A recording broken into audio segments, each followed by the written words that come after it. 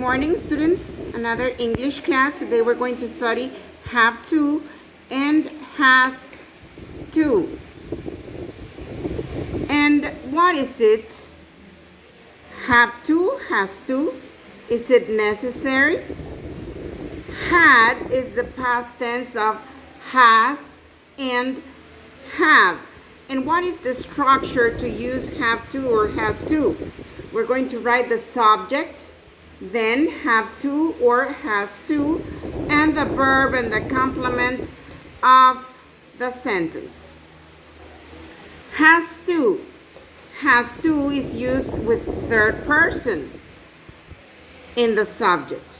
The third person is he, she, it. These, she, he, and it. Examples. She has to play with me today. He has to go to school on Monday. It has to work. I already put in batteries.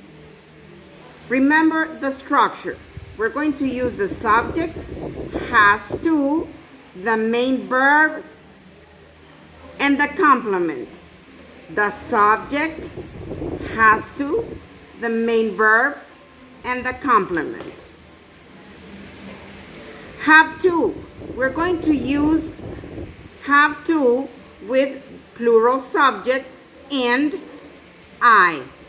We, you, they, I. Examples. You have to clean your room today. We have to go to the cinema this weekend. They have to understand the rules. I have to eat breakfast before leaving. We're going to use plural subjects. You, we, they, I. And the structure of the sentence, the subject, have to, the main verb, and the complement of the sentence. How to make negative sentences? We are going to use doesn't have to or don't have to. Means it is not necessary. Doesn't have to is used with third person or singular. He, she, and it. Don't have to is used with plural subjects and I. We, they, and you. We're going to make some examples for you to understand. The instructions says, write has to or have to. When do we have to pay for the party? Policemen, men is plural, so policemen have to wear a uniform. Does Susan is singular, so I am going to use has to. Does Susan, but when we are making sentences, questions, and we use does, we are going to use have to.